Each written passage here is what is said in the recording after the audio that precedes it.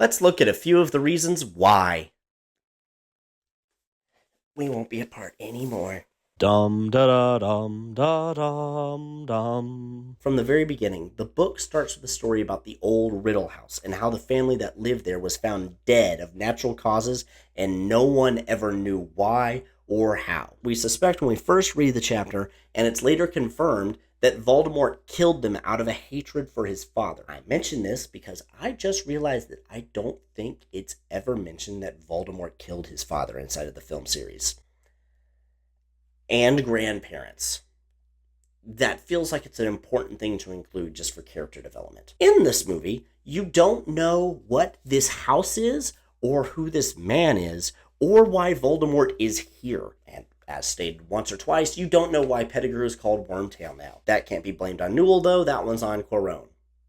And Steve. BJ is not in this scene in the book, and it really doesn't make any difference because I would cut this scene from the movie anyway. For some reason, while the book says Harry Potter, movie Voldemort says the boy repeatedly, like they're trying to build up a mystery. I don't know why, because they didn't bring up any hints about any other boy, so it's a stupid change. Finally, Voldemort says, send up the sign to begin gathering his followers again. And this is the exact opposite of why the Dark Mark is sent. In the book, it feels so good to say that, BJ witnesses the Death Eaters acting the fool, and he's so enraged by their antics because they're free to search for his master while he's captive in his own home that he casts the Dark Mark, knowing that they'll run away and scatter like cowards.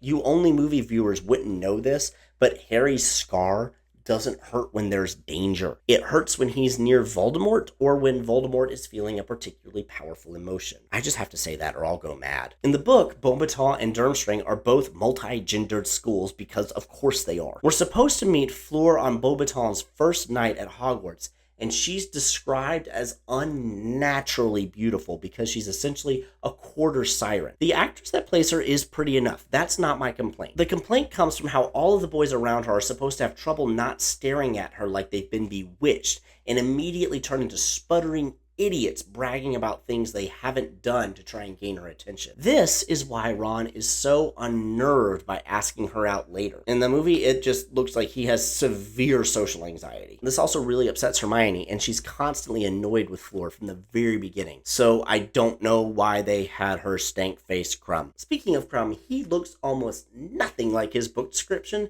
and it cracks me up that this guy is near him all the time, looking like Krum was supposed to. Throwing more onto Newell's pile of stupid decisions, Moody's class on the Imperious Curse. Like I said, the Imperious Curse lets you take over someone's will and command them to do whatever you want. What it doesn't do is let you make them float around the room like they're on literal puppet strings. We're not actually shown the Imperious Curse. We're watching Moody levitate a spider. It also doesn't let you fight it unless you're practiced at doing so. So the spider shouldn't be able to try and stop itself from being drowned. In the book, Fred and George do get aged with full beards and resemble old men, but instead of fighting, they laugh it off and get other people to laugh at the situation as well. Another complete opposite. The scene in which Harry is chosen by the Goblet of Fire is frankly flat out wrong. It's supposed to be played out like it's a mystery. Oh my gosh, how did this happen? Who put it in there? What is going on? Is this a bad thing? Why would someone do this? Was it some kind of weird prank? You just have a whole lot of mysterious questions about the situation. But Newell decided, no, this is supposed to be some terrifying, ominous thing the moment that it happens, before we establish that it could be ominous. So the way he films it is you have all of these other kids get chosen and everyone's clapping and cheering and thinking, oh boy, this is a great thing, yay! And then suddenly Harry is chosen and everyone's acting like it's a death sentence. Were we hoping that these three people would die? After Harry is chosen, the stupid discussion with the teacher scene is indeed stupid. In the book, Harry has to compete. We're never told what will happen, but having his name chosen by the goblet means there is nothing anyone can do to stop him from doing so. Movie Barty says as much. The rules are absolute. The Goblet of Fire constitutes a binding magical contract. Mr. Potter has no choice. He is, as of tonight. But then McGonagall suggests just not letting him do it, and no one corrects her about it being magically enforced, and just discuss it like it's the Ministry of Magic's rule. What do you suggest, Minerva? Don't let Potter compete. You heard Barty, the rules are clear. Well, the devil with Barty and his rules. And since when did you accommodate the ministry? They then decide to let Harry compete to use his involvement as bait, which is something that real Dumbledore would never, ever allow. Let's talk about Ron now. I would love for someone who hasn't read the book to tell me why Ron is mad at Harry, because I can't think of any explanation. In the book, Ron has multiple points of being hit by his family's poverty while Harry has money because his parents left it for him. Harry buys special binoculars for the two of them at the World Cup, and Ron gets pouty until Harry says he won't buy him a Christmas present. Later, Ron sees his dress robes compared to Harry's, and that also makes him feel bad. He also has to deal with Harry being famous. Everyone knows who he is and wants to meet him, but people ignore Ron on the regular. Then comes the Triwizard Tournament, a chance to be remembered as the Hogwarts champion and get your name in the newspaper, and everyone knows who you are, and 1,000 galleons prize money. Both Ron and Harry talk about participating several times,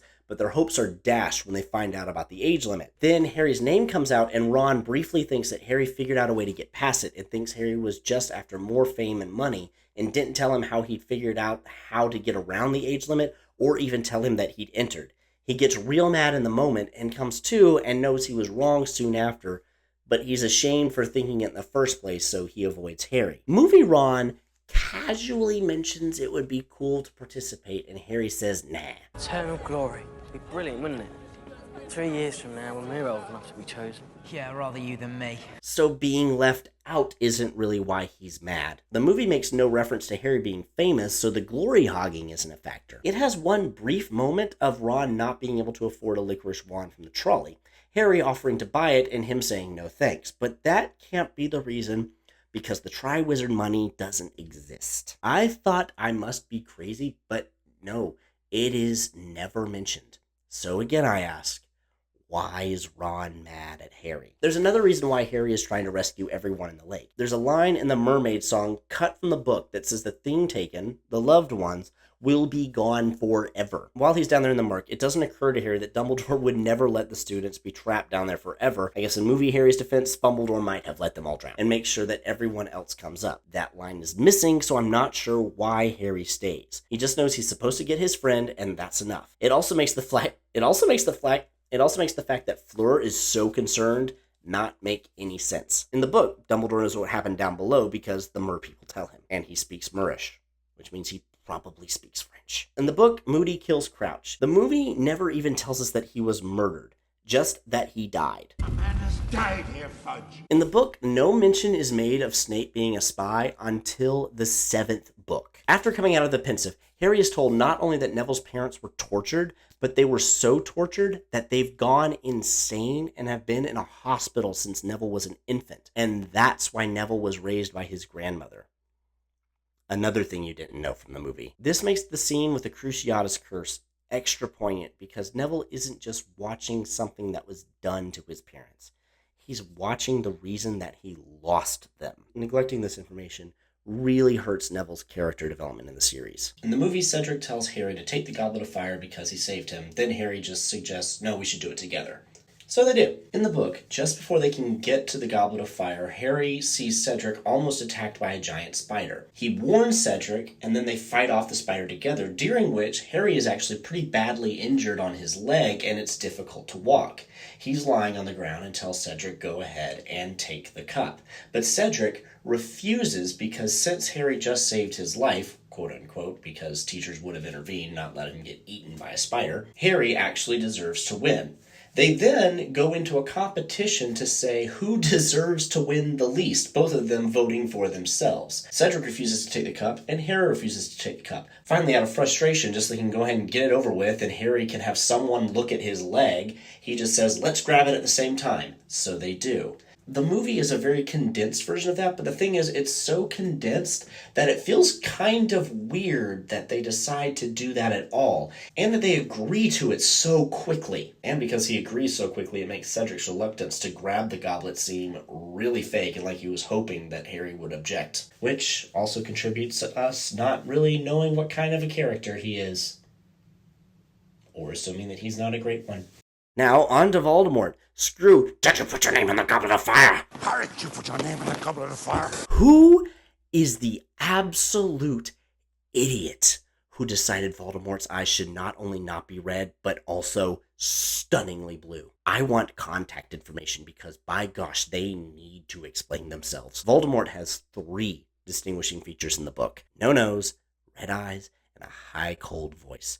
Movie Voldy has one of those things. Ralph Fiennes is a great actor, and I know he read the books, so I blame Newell for all of these decisions. On to BJ's moody reveal. This scene ruins movie 5. In the book, Fudge is told that there is an escaped convict and brings a Dementor with him as protection, and it sucks BJ's soul out as soon as it sees him. This is important because Fudge doesn't believe that Voldemort is back. But now he has this witness who met with Voldemort and can be veritaserumed into admitting everything, which means it is true. This is called a plot hole. In the book, Dumbledore explains what happened with Harry and Voldemort's wands, and it wasn't priori incitatum. Their wands are brothers made with feathers from the same phoenix, Fawkes, which means they can lock up. This is a special thing that can only happen with brother wands.